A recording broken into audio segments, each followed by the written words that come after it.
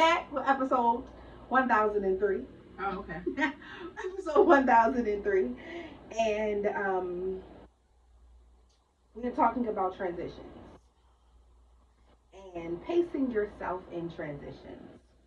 What does that look like for you? So, y'all saw me cut out because my client was coming in, and I asked her if she was open to being a part of this episode. And she is Miss India from Beautiful Healthy Hair. Hey, y'all. Symmetry Salon Suites, 911 East 4th Avenue. Yes. Yeah, I'm your braider's favorite braider. Yes. Most of my clients are stylists. All right. So, transitions. What do transitions look like to you?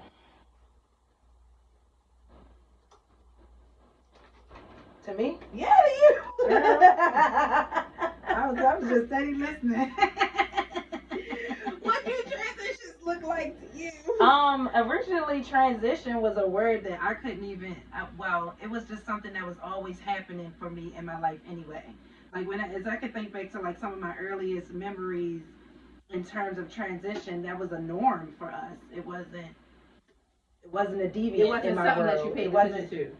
Yeah, it was like we were always transitioning because my mom, we moved a lot, so I was transitioning to a new home, new friends, new environment, new school, new staff. So that wasn't something unfamiliar. Okay. Until I began to actually understand how the transitions can impact you. Once I realized how impactful a transition can ultimately be, especially as you're growing and developing, you start to really appreciate or build trauma from it. What were some of the like 3 ways you feel like the transitions affected you? Like, what made you start paying attention to them? You said in the ways that they did affect you. Okay, so the first transition in us moving, we went from White Lock to Brooklyn. Brooklyn was all white. There was no black people there. And my brother and I were the only black children in the schools. So that was weird, and I didn't, how you hear people say now, I don't see color. At that time as a child, I'm innocent. I don't see color. I'm taught color. I'm versed on race and racial affairs of people and the history of it all. But I didn't naturally have that. That wasn't an innate thing within me. That was something I had to be educated on or groomed, so to speak. And my mom, God bless her. So hold on, wait, you got to pause right there. So you feel like you were groomed to see color? Yes. Why? Because okay, where my mom saw me getting treated unfairly, I just thought that was, oh well, they don't have space, they don't have room. There was a gift. I was always in the gifted and talented programs throughout schooling, and from the first grade. And so my mom was the one that fought for me to actually be a part of the program. They had me in one of the classes, which was the math class, but they didn't have me in the entire program. Okay. And their thing was, oh, they needed to do special standardized testing or whatever. And my mom was like, well, y'all did it already for her to take, and at that time it was MCAT. She was like, y'all did it already for her to be in that math program. So y'all are aware that, she's intellectually inclined or whatnot. And her thing was, y'all purposely keeping her from the class because I was black. And to me, I'm like, no, it can't be because I'm the only black kid. So I don't see it as being unfair because I'm literally the only black kid. But what was the difference in, because what I hear is you experienced it. Where do you feel like you were I experienced it once my mom did, she broke through. By the second grade, I was in the entire program. So now I'm transitioned from my actual classroom to the gifted and talented program. Mm-hmm. Now I'm in the actual program, and I saw what my mom saw that I had yet to see. I was thinking that it was just this thing where you get pulled out of class or whatever to go to certain electives.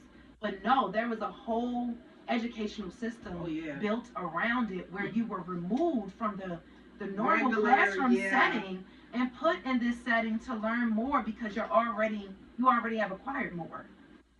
And once I saw that, and then we got to perform like the the theatrical plays and everything. We performed at the theater. I mean, at the Lyric Opera House.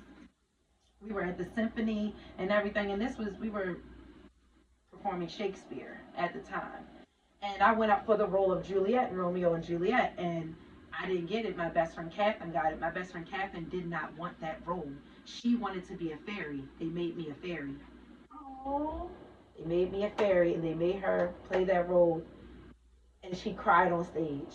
So. And that was my best friend at the time.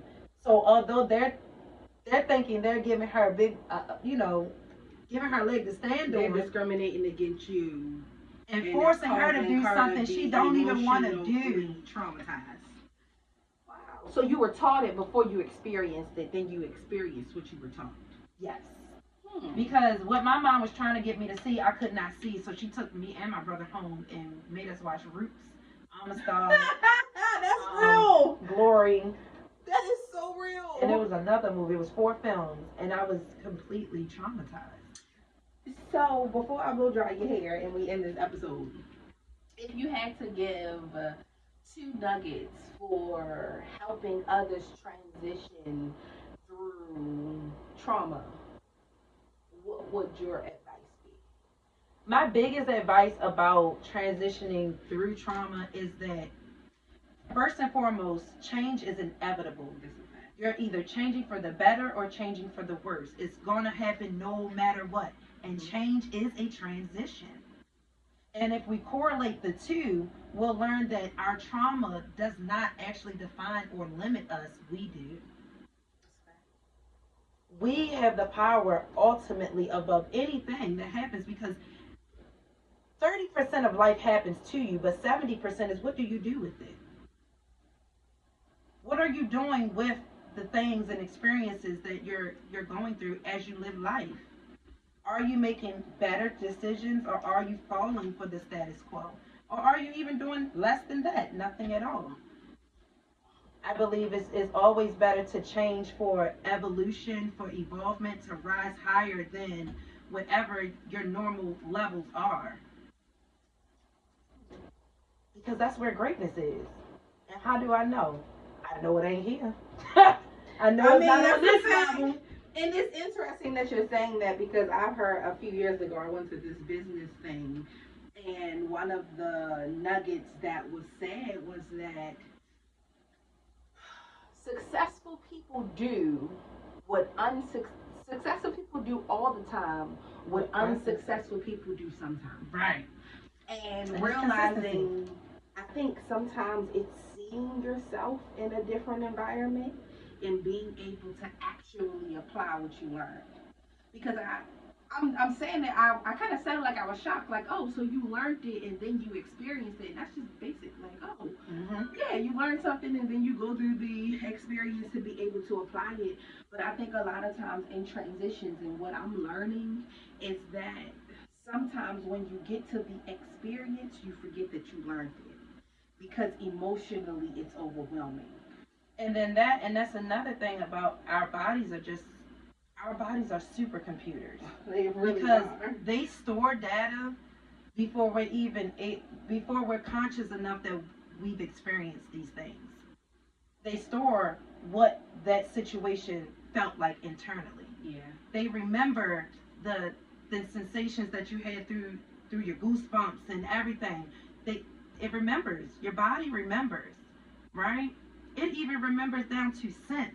The time of day. Was it light? Was it night? You recall all of these things, and they create a memory in your bank somewhere, whether you're conscious or not. So through transitions, you want to remember that you're putting limits on yourself during this transition. So expect the unexpected, because life gonna happen regardless. And slow down and listen to your body. That's what I got from this conversation. Yes, because your body is talking to you, and sometimes we're moving so fast, or have our thoughts I don't even want to call it as an overthinker because it's far greater than that. It is. Because we're not just thinking about what's going on in that moment. We're beyond that moment. Mm-hmm. And then we're beyond ourselves in those moments as well. So it removes us from the gift of being present. Yeah. And when we're removed from the gift of being present, we step into this realm of anxiety. Because everything else outside of the presence is unknown.